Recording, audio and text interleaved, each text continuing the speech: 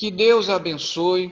Aproveitando a proximidade do Natal, estaremos hoje fazendo uma análise narrativa dos 2 primeiros capítulos do Evangelho segundo Mateus.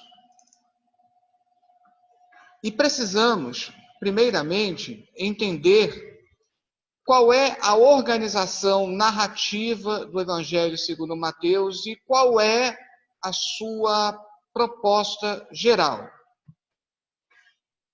O Evangelho de Mateus, ele tem a preocupação de mostrar Jesus como Messias prometido e Rei.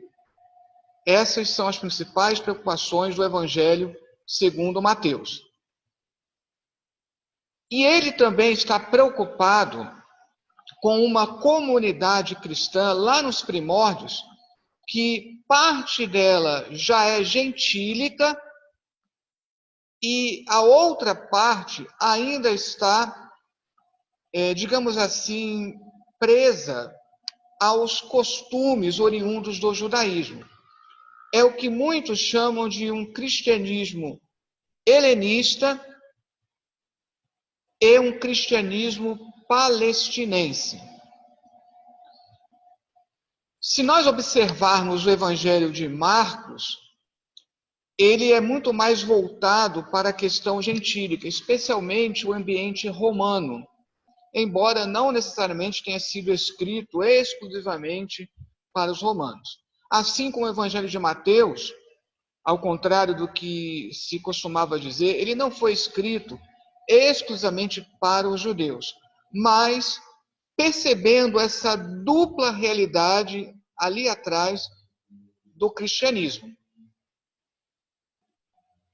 Agora, existe sim uma preocupação de mostrar Jesus como sendo esse novo Moisés, como isso vai ser visto lá no sermão, no chamado Sermão da Montanha. E tem a preocupação também de mostrar Jesus como o pleno cumprimento das promessas do Antigo Testamento.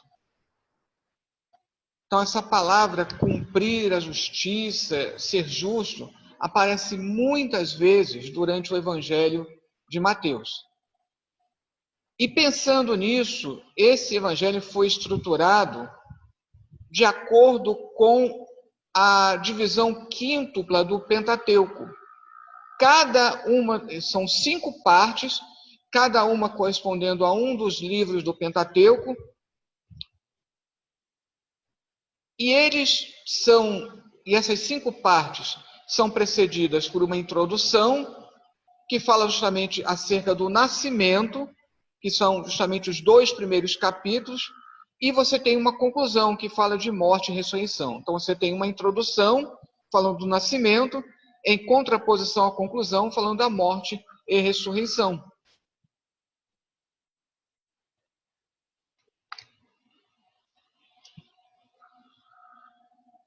Vamos agora falar especificamente dos 2 primeiros capítulos. Mateus, nos capítulos 1º e 2º, esses 2 capítulos, eles formam uma unidade narrativa, em que você percebe a atuação do anjo do Senhor e de sonhos. Isso vai ser uma característica do Evangelho de Mateus, essa ênfase em sonhos, e especialmente aqui nestes 2 primeiros capítulos. São 3 narrativas numa trama unificada. O que é uma trama unificada? São 3 narrativas que podem ser lidas de forma independente, têm a sua existência própria, digamos assim, porém, elas estão todas relacionadas. As 2 últimas narrativas, fica até mais fácil perceber a relação. Já a primeira narrativa, nem tanto. E elas são precedidas por um preâmbulo acerca da genealogia de Jesus.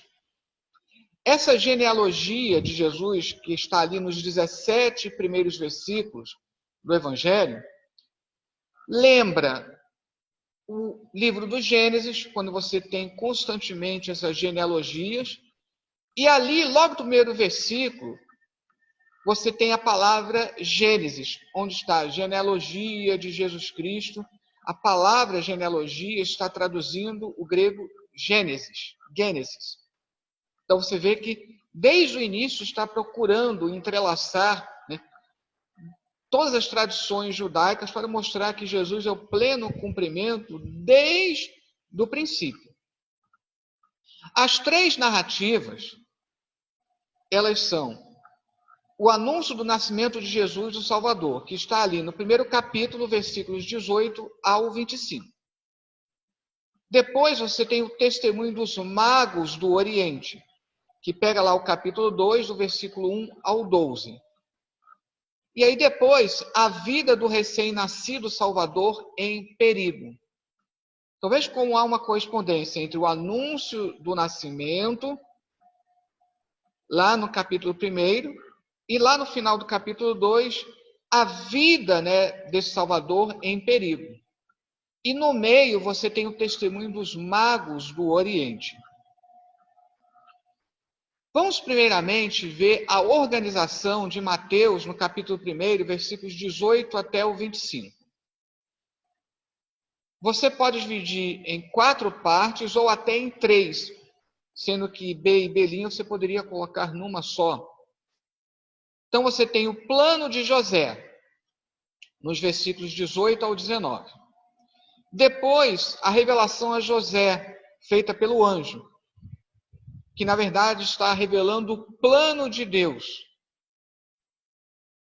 Depois, para corroborar esse anúncio do plano de Deus, você tem a citação de cumprimento, a citação escriturística, que vai ser bem característica de Mateus. E depois, a obediência de José. Então é interessante como você tem um plano de José, o plano de Deus, a citação de cumprimento e a obediência de José para que essa citação de fato se cumpra. Nós vamos, como uma análise narrativa, nós vamos nos concentrar na questão dos personagens. Numa análise narrativa, você tem a questão da trama ou do enredo, e você tem a importância dos personagens. José, ele é avisado em sonhos pelo anjo do Senhor. O anjo do Senhor dominará essa trama unificada, reaparecendo somente no final do Evangelho, e assim ligando a introdução e a conclusão deste Evangelho. O anjo do Senhor, no Novo Testamento, vai aparecer também lá em Lucas e em Atos. Mas é interessante observar aqui dentro do Evangelho de Mateus essa importância, porque relembra as manifestações angélicas do Antigo Testamento anunciando nascimentos. Então você vê a manifestação do anjo do Senhor anunciando nascimentos, como é o caso de Ismael lá em Gênesis 16, como é o caso de Isaac lá no capítulo 17. Você vai ter também lá em Juízes, no capítulo 13, o anúncio do nascimento de Sansão. Então você tem esse motivo que vai aparecendo no Antigo Testamento e que é retomado aqui. José, agora, não é coincidência, não por acaso possui o mesmo nome do patriarca em Gênesis 37 a 50, porque este também teve sua vida marcada pelos sonhos. Todas as vezes que se conta a história de José no Egito, lá do Antigo Testamento, lá do livro de Gênesis, você lembra da questão dos sonhos, que é um importante elemento revelatório e que também aparece lá no livro de Daniel. É importante lembrar que Nem todo sonho é revelação de Deus. Porém, a Bíblia corrobora o fato de que alguns sonhos são, sim, revelações dadas por Deus. A palavra onar, sonho, ela é exclusiva de Mateus, aparecendo maciçamente nesta trama unificada e, ao final, novamente relacionando o início com o final. Então, você vê como o Evangelho ele é muito bem construído. Aliás, todo o livro da Bíblia é bem construído. Mas é interessante observar essas questões narrativas, como elas vão pontuando. E é interessante também que lá no capítulo 27, quem tem o sonho é a mulher de Pôncio Pilatos. E neste sonho, ela diz que ela estava sendo atormentada e para não perturbar aquele justo, aquele homem santo. Então é bem interessante essa participação do sonho. Então o sonho, especialmente em Daniel, ele é um elemento apocalíptico, revelações dadas por Deus. Então, o sonho em Daniel fala da expectativa da consumação dos últimos dias. Então, aqui, mostrando que Jesus ele está correspondendo a essas expectativas desde o Antigo Testamento. É interessante também José sendo designado filho de Davi. É a única passagem em todo o Novo Testamento em que alguém que não seja o próprio Jesus é designado filho de Davi. Isso para reiterar as promessas messiânicas do Antigo Testamento, de alguém que viria da casa de Davi. A outra personagem importante aqui é Maria.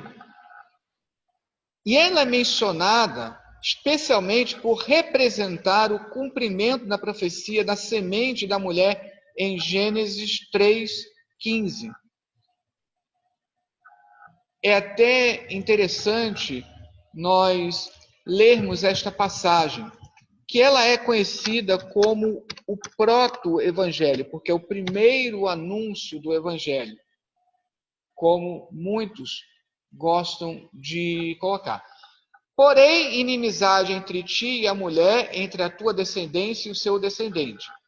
Este te ferirá a cabeça e tu lhe ferirás o calcanhar. Então, isso será cumprido plenamente em Maria. Ela é a mulher cumprindo a profecia acerca da mulher ali em Gênesis 3:15. Por isso chamado de o proto-evangelho. E a semente da mulher é Jesus Cristo. Sua menção também proporciona a citação explícita de Isaías 7:14. Eis que a virgem conceberá e dará à luz um filho. Então, até no outro vídeo eu mostrei a pequena diferença em relação à citação, porque ali em Isaías 7:14, na verdade, fala de uma jovem, né? Eis que a jovem conceberá e dará à luz um filho. E aqui, para ser mais explícito ainda, acerca da concepção miraculosa, tão somente pelo Espírito Santo, aqui coloca a palavra Pártenos, virgem. E aí o papel preponderante de Maria. José recebe o sonho aqui. Vocês vão lembrar que em Lucas, Maria recebe também essa revelação, mas ali já há uma outra questão. Aqui, em Mateus, em primeira mão, quem recebe a revelação através do sonho é José. Mas o papel de Maria que vai ser um instrumento usado por Deus para que, na linguagem de João, o verbo se faça carne. E, obviamente, o outro personagem aqui envolvido é o próprio Senhor Jesus. que é mencionado pelo título Emanuel, Deus conosco, de acordo com Isaías 7,14. Realidade lembrada novamente no último versículo do Evangelho, lá em 28:20. Novamente relacionando introdução e conclusão. E eis que eu estou convosco todos os dias até a consumação dos séculos. Então nós temos Emanuel aqui, é um título. Se você analisar nos evangelhos, Jesus nunca foi conhecido no seu ministério terreno como Emanuel. Aqui é um título para lembrar que com Jesus, Deus está conosco. Usando numa outra linguagem, do Evangelho de João, e o Verbo se fez carne e tabernaculou no meio de nós. O mais importante é que o anjo salienta que o nome dele será Jesus, porque Jesus está relacionado ou ao nome Yeshua, aos nomes hebraicos, Yeshua ou Yehoshua. Yehoshua é o nome de Josué no Antigo Testamento. Até hoje não se sabe, porque Jesus, é a forma grega, que no Antigo Testamento, na Septuaginta, traduz, digamos assim, esses dois nomes hebraicos. Muito mais Yehoshua. Então, os estudiosos, eles se inclinam mais para Yehoshua. O mais importante é que, sendo um ou outro, e mediante a explicação que é dada aqui pelo anjo, o mais importante é o significado. Yeshua traz o significado de salvação e Yehoshua, o Senhor é salvação. Então, sendo um ou outro, traz essa questão de salvação. E deixa bem claro que é a salvação dos pecados de seu povo, ou seja, do povo de Israel. Então, isso também será uma preocupação constante no Evangelho de Mateus. Jesus vindo primeiramente para atender, cumprir as promessas feitas para o povo de Israel, que é o povo da promessa, o povo da aliança. E é interessante que Isaías 7,14 é um contexto bélico em que você tem o conflito de reis, o rei Acais e, consequentemente, a linhagem davídica está em perigo, porque dois reis se aliam para tentar derrubar Acais do trono e colocar no lugar um outro que não é da linhagem de Davi.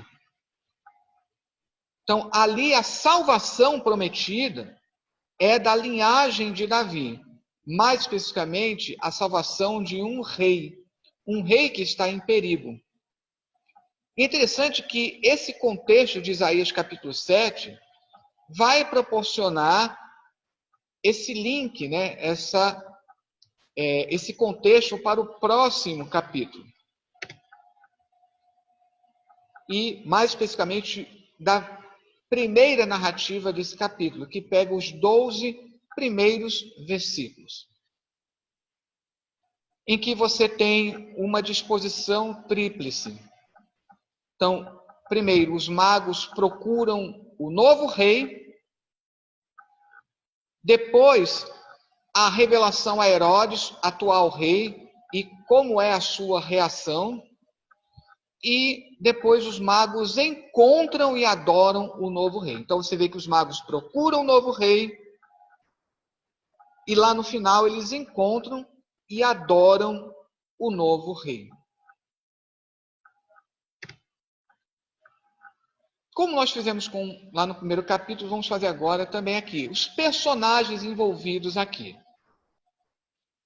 Os magos são sábios vindos do Oriente. Isso é importante salientar. Magos aqui não tem relação com mágica. Magos aqui é uma palavra oriunda do persa e que fala de sábios.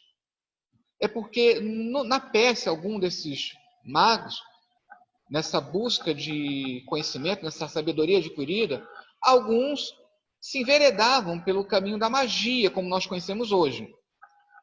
Mas esses magos são sábios, não têm relação com magia. Um outro detalhe importante para entender adequadamente aqui, eles não são reis. Somente a tradição cristã posterior é que relacionou esses magos com reis. E pelo fato de lá na frente serem oferecidos 3 presentes, então se pensa em 3 reis magos. Também é uma maneira de relacionar com a tríplice divisão da humanidade, que está relacionada com os 3 filhos de Noé. E por isso até eles ganharam nomes, mas toda essa questão é uma tradição posterior. Aqui dentro do texto bíblico, eles não são reis, não são 3, são sábios vindos do Oriente. E eles representam o cumprimento do Salmo 72, no versículo 10 e no versículo 11.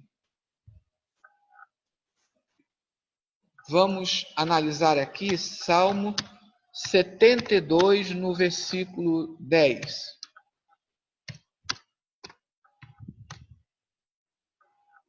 Paguem-lhe tributos os reis de Tarsis e das ilhas, os reis de Sabá e de Sebá lhe ofereçam presentes. Então aqui, de uma certa forma, está se cumprindo ali. Mas como aqui está falando de reis, então estão sendo mencionados reis de 3 localidades, por isso que a tradição também associou a reis em número de 3. No versículo 11, e todos os reis se prostrem perante ele, todas as nações o sirvam. Então, ao invés de relacionar como reis, como está aqui no Salmo 72, o mais importante é essa última linha aqui. É essa que está em mente, que é importante para entender ali no Evangelho de Mateus. Todas as nações o sirvam.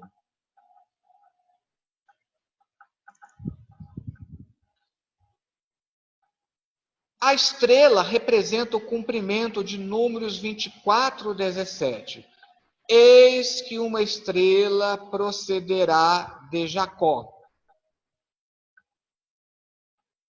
Então, por isso a presença da estrela ali, entendendo-se como cumprimento dessa profecia de Números 24, 17. É tão importante salientar que esses magos não são reis, porque eles estão em oposição aos outros sábios que aparecem dentro da narrativa, os principais sacerdotes e escribas, que apesar de citarem ao rei Herodes a profecia de Miqueias 5:2, e tu, Belém de Efrata, de maneira alguma é a menor das cidades de Judá. Eles não demonstram o vívido interesse, o entusiasmo dos magos, gentios que estudam não as escrituras, mas as estrelas. Então, o que proporcionou, o que a narrativa nos demonstra, embora não entre em detalhes, é que foi esse estudo das estrelas, porque muitos desses magos, esses sábios, eles eram reputados, eram famosos por estudar as estrelas. Então, como se fossem astrônomos na época. E eles não têm à sua disposição as escrituras, mas eles têm a revelação da natureza. E aqui, sutilmente, você lembra também o Salmo 19, que fala dessa revelação da natureza. Então, esses sábios, eles vêm de longe, vêm do Oriente, pela revelação da natureza para adorar o novo rei, o recém-nascido. Esses sábios judeus, os principais sacerdotes e escribas, estão ali todo o tempo, bem perto, têm à sua disposição as escrituras, mas a narrativa não enfatiza que tenha ocorrido um entusiasmo da parte deles, ao contrário do entusiasmo demonstrado pelos magos. É essa contraposição entre os sábios do Oriente e os sábios judeus que é importante aqui. Ao mesmo tempo, os magos também estão em oposição à reação do povo judeu como um todo. Enquanto os magos, você lê lá na frente, enquanto eles alegraram-se com grande e imensa alegria, aqui eu coloquei exatamente como está o texto grego, porque é a típica hipérbole do pensamento hebraico, né? Alegraram-se com grande e imensa alegria. É para descrever o quanto eles estavam alegres por encontrar esse novo rei. Já o povo demonstrou apenas uma inquietação, independente da fonte dessa inquietação. O verbo tarasso, que é utilizado ali, também pode significar oferecer. É interessante isso. O mesmo verbo que fala da inquietação, e você não sabe exatamente qual é a fonte da inquietação, eles estavam com medo da reação de Herodes, já que Herodes era famoso por sua crueldade, e que vai se evidenciar na narrativa seguinte. E eles estavam inquietos porque eles sabiam que a profecia estava se cumprindo, mas sabiam que tinham um rei cruel no trono. Como iria acontecer isso? O mais interessante é que, mais uma vez, há uma contraposição. Os magos, eles oferecem presente. E a palavra tarasso, ela também pode significar oferecer. Só que enquanto os magos oferecem presentes, os judeus, eles oferecem ao novo rei apenas uma inquietação, ao invés de alegria. Observar ainda o uso de tarasso lá em Mateus 14, 26, quando os discípulos estão inquietos, perturbados, eles estão agitados pela visão de Jesus caminhando sobre as águas.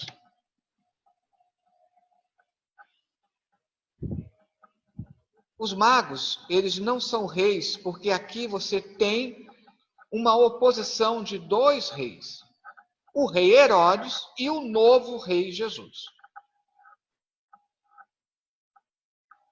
Esse é o confronto que está sendo marcado aqui. E há também um contraste com as atitudes de José no capítulo anterior. E aí, linkando, relacionando com o capítulo anterior. Enquanto o anjo diz para José não temer, Herodes e toda Jerusalém agitam-se. Olha a contraposição aqui. Enquanto José secretamente pretende não expor Maria à vergonha pública, por ser justo, Herodes secretamente confabula com os magos para perpetrar um ato público nefasto. Porque você vai percebendo que ele já está tramando algo para afastar esse novo rei. Isso vai ficar evidente na narrativa seguinte. Mas é interessante como há essa ligação também. A palavra secretamente aparece ali, com relação a José, e aqui depois com relação a Herodes, marcando os contrastes. Obviamente, o rei Herodes está igualmente em oposição aos magos, mesmo estes não sendo reis. Os magos desejam adorar Jesus sinceramente, enquanto Herodes falsamente. Herodes, mesmo tendo à sua disposição as escrituras, precisou perguntar sobre o Cristo ungido, aos escribas, enquanto para os magos bastava a estrela, o testemunho da obra criada. Agora, ambos não tiveram a revelação de anjo. Em toda essa trama unificada, o anjo só vai reaparecer de novo para José na última narrativa.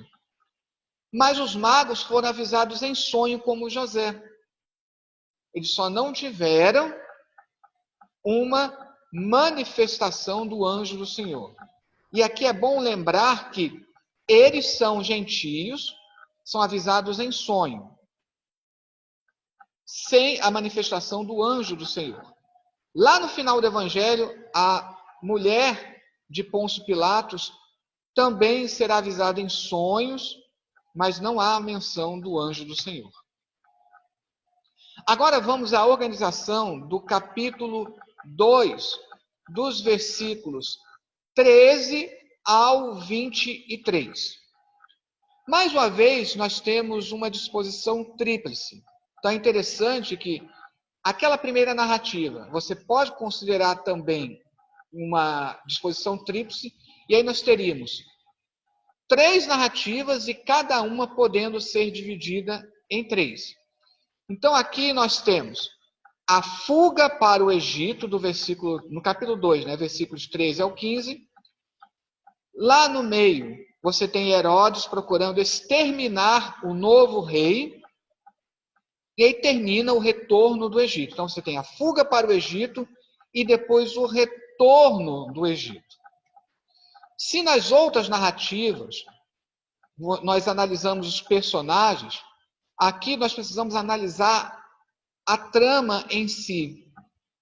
A fuga para o Egito é uma reencenação da descida dos israelitas ao Egito, lá no livro de Gênesis, cuja promessa de libertação dali é mencionada em Oséias 11:1. Do Egito chamei o meu filho. Só que ali, quem é o filho, lá em Oséias? É simbolicamente Israel. Israel está sendo simbolicamente chamado de filho. E em Mateus, a passagem ela será reinterpretada para ser aplicada a Jesus, o Filho de Deus por excelência. Isso é bem típico de Mateus. Ele faz muitas reinterpretações, novas aplicações das profecias bíblicas. Então, para aqueles que estranham, mas então o contexto ali no Antigo Testamento é um, aqui é outro. Eu costumo falar da dupla aplicação da profecia. Você tem um primeiro nível, que está lá no Antigo Testamento, que não anula o segundo, que é explicado somente no Novo Testamento. Vale salientar que é somente aqui e em Gênesis 46:3 que há uma ordem explícita de Deus para se descer ao Egito. São as únicas 2 passagens de toda a Bíblia em que há uma ordem divina para descer ao Egito. Porque em todos os demais contextos há uma proibição. Em Gênesis 26:2, por exemplo, Deus fala claramente para Isaac: não desças ao Egito. E você também tem citações ali em Deuteronômio: nunca mais retornarão ao Egito. Jeremias também tem essa preocupação e assim por diante.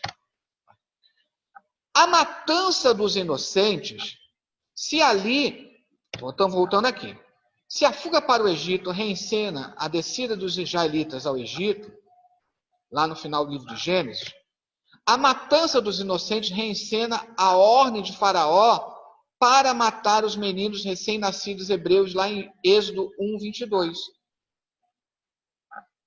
Ou seja, assim Jesus é apresentado como um novo Moisés. A exemplo que nós já vemos em Mateus 5, nos versículos 1 e 2. Jesus subindo a uma montanha e prestes a fazer declarações, ensinando o povo. Essa subida de Jesus ao monte lembra a subida de Moisés ao Monte Sinai.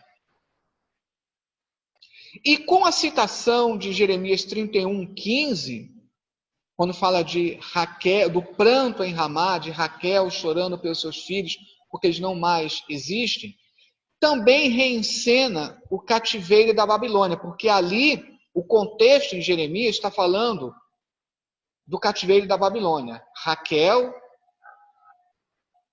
representando simbolicamente a mãe da nação, chorando porque seus filhos estão no cativeiro, não estão mais no território de Israel. Só que aqui, nova reinterpretação. O lamento aqui está sendo aplicado, o lamento de Raquel é comparado, como mãe, Raquel enquanto mãe, é aplicada ao lamento de todas as mães dos inocentes, ao invés das mães dos deportados, como está lá em Jeremias. Então, de uma só tacada, ele fez aqui uma reencenação do contexto lá do Êxodo e aqui do cativeiro. Porque o cativeiro da Babilônia também não deixa de ser uma espécie de reencenação do cativeiro lá no Egito. Nós temos outras similaridades com os motivos do Êxodo. Você tem lá Êxodo, Mateus 2, capítulo 2, versículos 13 e 14, fazendo uma correspondência com Êxodo 2:15. Então, lendo aqui em Êxodo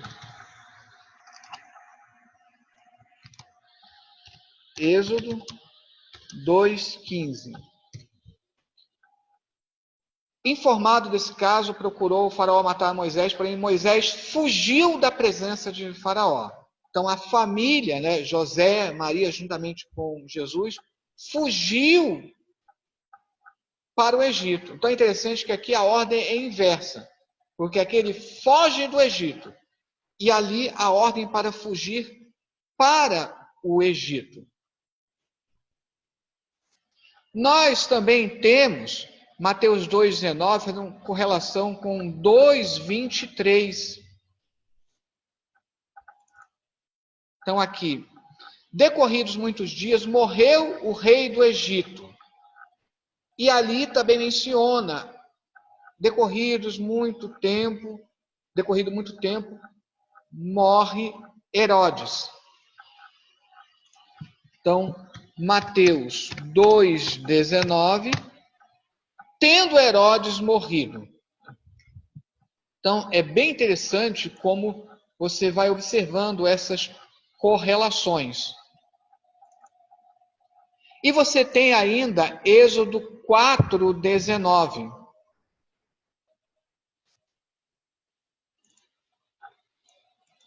Êxodo 4:19.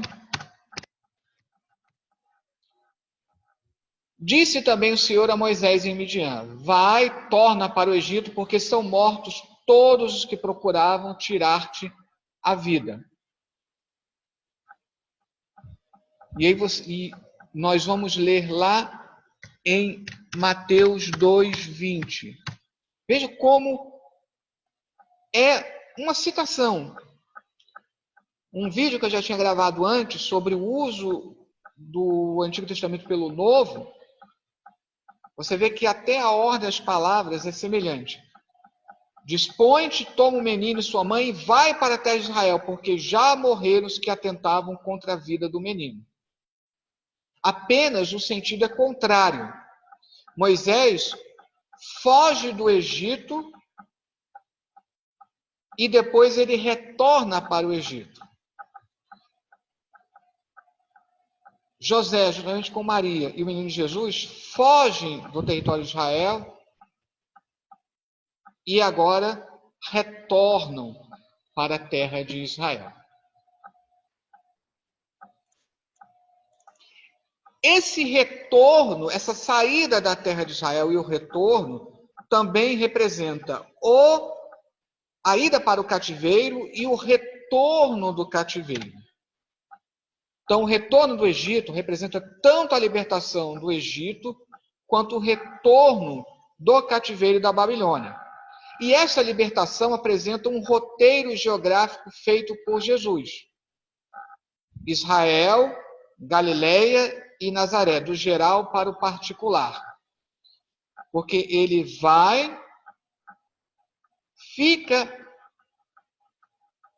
ele tenciona ir para Israel, mas fica temeroso porque ali está reinando Arquelau. Então, o anjo o orienta para então ir na Galileia e ficar mais especificamente na cidade de Nazaré.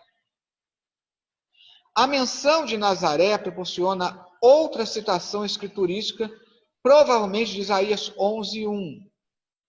Eu já falei até num outro vídeo, num vídeo anterior, que não existe certeza, porque ali é uma das menções curiosas, enigmáticas de Mateus.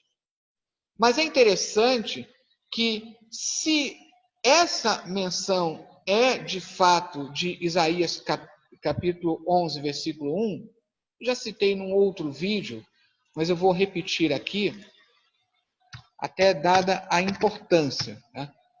Do tronco de Jessé sairá um rebento, e das suas raízes um renovo.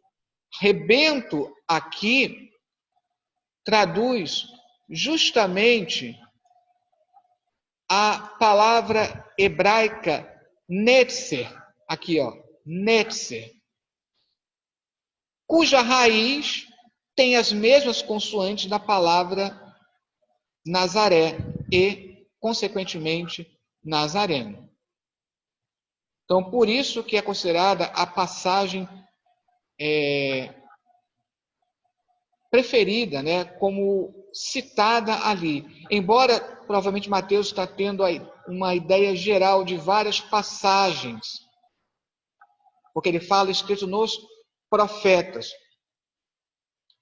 Ele usa o plural.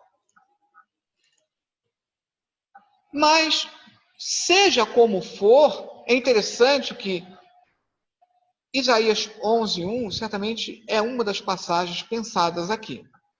Talvez não a única. Mas aí completa o ciclo. E aí você percebe como essa narrativa, como essas três narrativas, elas estão todas relacionadas, formando essa grande introdução ao Evangelho. Começou ali com Isaías 7,14, lá na passagem que é feita a revelação a José, e agora também termina em Isaías, uma outra passagem.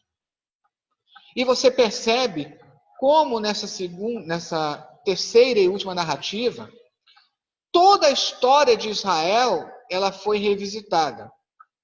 A permanência no Egito, o episódio do Êxodo, o cativeiro e o retorno do cativeiro. Se você perceber que lá no capítulo 1, aquela genealogia remonta ao livro de Gênesis, esses dois capítulos revisitaram não somente a história de Israel, mas toda a história da humanidade. Ou seja, qual é a mensagem? Jesus ele veio como rei para cumprir as profecias para Israel, mas ele não é rei somente de Israel. Ele veio como rei para toda a humanidade. Daí a importância da menção desses magos, desses sábios vindos do Oriente, são gentios, que vêm prestar homenagem, que vêm adorar o novo Rei Jesus. E aqui eu coloco, então, uma bibliografia básica. Eu peguei muitas informações, somente desse primeiro livro, em que, observe, é um comentário apenas dos 13 primeiros capítulos de Mateus. Depois nós temos essa coleção que foi traduzida em português, da editora Cultura Cristã, e você tem esse último, que é mais restrito ainda, só pega os 7 primeiros capítulos de Mateus, que é da coleção Hermeneia. Então, a primeira é chamada coleção Word Bíblico, que é uma das melhores coleções de comentários bíblicos. E essa última é de uma outra coleção chamada Hermeneia. Que Deus abençoe e, aproveitando aqui, desejar um Feliz Natal e que o próximo ano seja um ano abençoado para todos.